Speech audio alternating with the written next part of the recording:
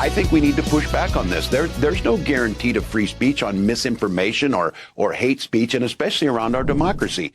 The funny thing about free speech is that it was more designed to protect the speech you dislike than the speech that you like. So everything that he just said there is a complete and total. That's not how free speech in these United States works. Now, that was flashback audio, but not that far ago. I mean, it really wasn't that much of a flashback.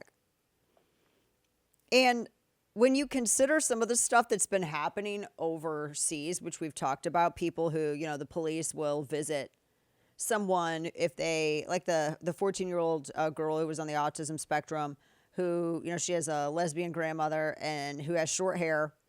And she noticed that this female cop had short hair. So she said the cop was a lesbian, and the police showed up and they were going to arrest her because they said it was hate speech. And we're all like, what? There's no free speech over there. Our friend Vegas Larry noted that Cheshire police over in Britain, because they've been having all of these riots due to the absolute, Katie bar the door, all immigration, illegal or otherwise, is completely allowable. And they've seen an increase in crime. Women have been targeted. They had kids killed. It's been just been a nightmare.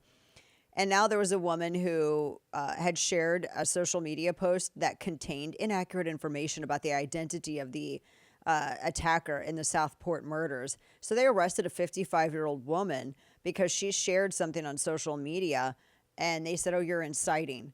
They are harder on their own citizens than they are the people who come over to murder their citizens. And you wonder why people are out in the streets rioting. That's a little idea of what's to come with somebody like Tim Walz. This guy is so far left, and we talked yesterday how he's never performed well at all with rural voters. The other thing, too, he pushed to close Gitmo and house terrorists in the United States when he was congressman. I don't know if people realize this. The Washington Free Beacon noted that he really pushed hard to close Gitmo, and he wanted all of the terrorists in Gitmo to move to and be held in the United States. And he was actually to the left of like everybody from Amy Klobuchar and all kinds. He said that it was a, quote, serious obstacle to peace in the Middle East. He thought that Gitmo was, he thought it was mean. He went on a fact-finding trip to the Middle East. He was that's very, very left. Very left. So, I don't know. And he also has a very interesting background with China. This was after, didn't he get married on the anniversary of Tiananmen Square? That's what I thought. Yeah, I heard that. Yeah. And then he went and honeymooned in the 90s in China. He's been to China, I don't know how many times. China's paid for a lot of his travel over there, per reports. He was in China to teach English and U.S. history, literally in 1989, the year the Tiananmen Square. And he's been to China over 30 times. And he got married on the date of the Tiananmen Square massacre, June 4th, and he honeymooned in China. And his whole take on questions about it is, well, we don't have to be adversarial with them. Well, you don't have to be adversarial to them, but whether you will it or not, they are adversarial to you.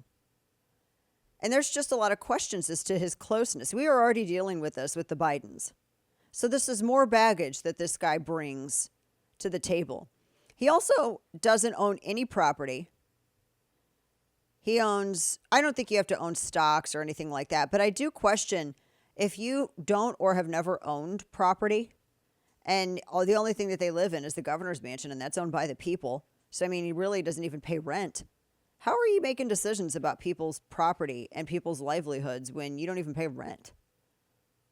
You're just in the governor's mansion. You don't even own any property. Is that weird? Am I being too harsh, Kane, on that? No, I don't think so. In addition, I'm just going over some of the stuff that we know, other than the stolen valor, which keeps getting worse and worse. He also wanted free college, and this is per campus reform, for people who entered illegally. People who entered the country illegally, he signed a bill into law just last year that allowed for those who entered illegally to get free college tuition within Minnesota State and the University of Minnesota systems. Oh, there you go. Wow. It made them eligible to receive free tuition at schools, free being the operative word. Because what does that mean typically? It means that it's taxpayer funded. Money comes from somewhere. People are going to get their checks. It comes from somewhere. This is on top of him signing the law that allowed the state to intervene if parents did not affirm their young children's desire to have experimental mutilation surgery. Healthy kids, if they wanted to sew themselves up or cut something off of their genitals, and if the parents did not affirm they could be as young as 7 or 8. If the parents doesn't affirm the kids' desires, then the state could intervene and take custody. He signed that. I mean, it is about as far left as you can get. In fact, I mean, farther to the left even than Bernie Sanders, which is wild. But this is the new Democrat Party. This is who they are.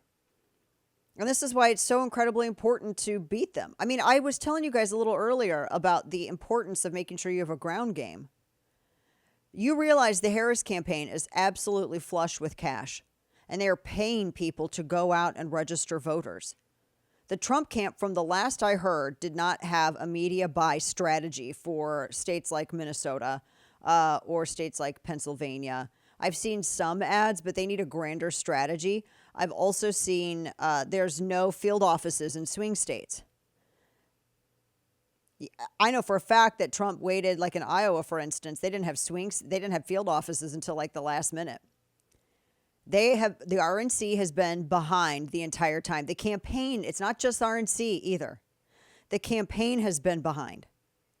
I say this as somebody who wants to win because I am not exaggerating with you guys at all. And let me be completely super serious for a moment.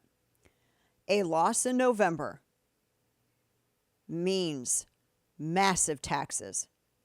You are going to see job losses unlike anything that you have ever seen because the economy is going to be utterly destroyed. What you saw with the market dive was just a taste. This is not hyperbole. It is not exaggeration. It is following Democrat policy through to the conclusion. They have said that they want to raise tax at capital gains. They want to raise taxes everybody. They want more government spending. Because, see, the issue to them isn't less government spending. It's that you're not giving enough of your money in taxes. That's the issue. This is all the stuff that we're going to see. I promise you, they will pass either a way to establish a national gun registry, we could have a national red flag law.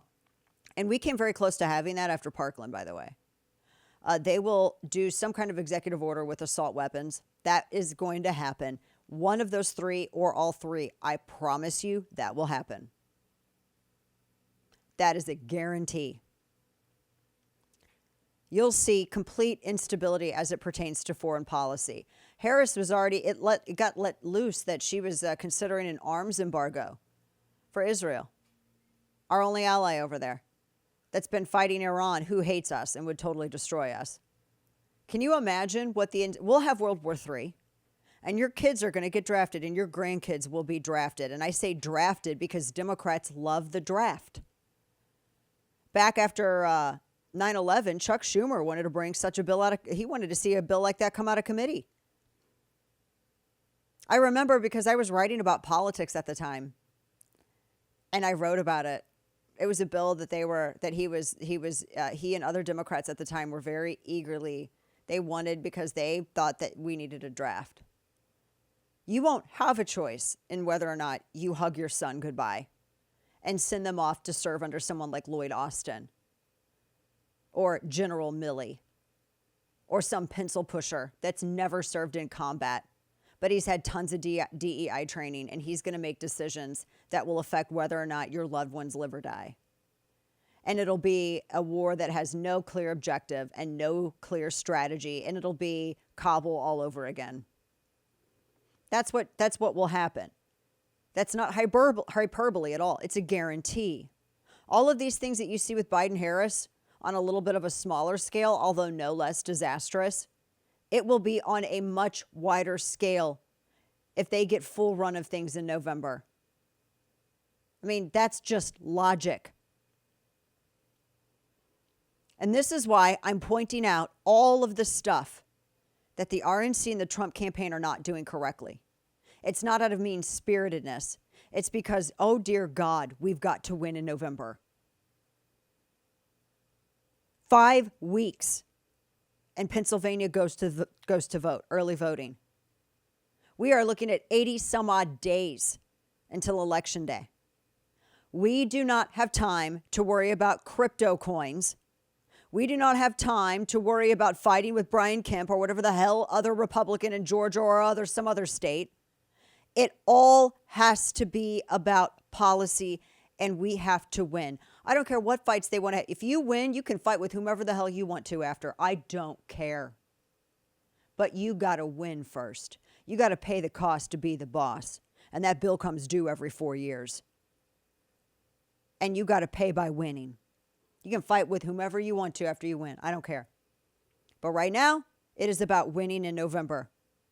If I have to smile and play nice with someone I don't like I say there's a Republican that I think is a little weak on some stuff. I'm sorry, you don't agree with me on taxes all the way? Okay. I mean, I could beat you to death right now just because of that, but that's all right. All right, that's all right. We're going to be friends right now. We're going to get across the line in November. It's okay. Got to do it, guys. You got to suck it up and do it. That's what leadership is. And you got to lead people to victory, and you got to lead by example, and it starts from the top. I'm done with all the other distractions. And like I said, everything that I just laid out of what will come to pass, that is why it's not out of mean-spiritedness. It's because, oh my gosh, we've got to win in November. I cannot be any more serious than I am right now. So when I see that people don't have field offices in swing states, when I see that there's no clear ad buys, and we know who's purchasing what, my gosh, we're in broadcasting. We know who's got ads on our affiliates. We know who's buying stuff on cable news because they make it public.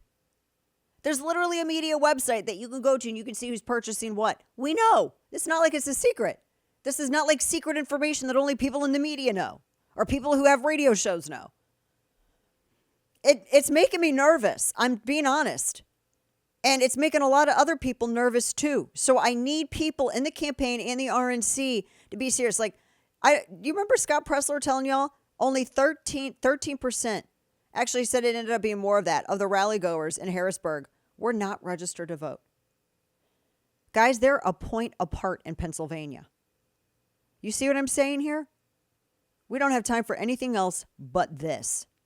It's decided in the margins, and we've got to win it in the margins. And that means everybody's got to get registered.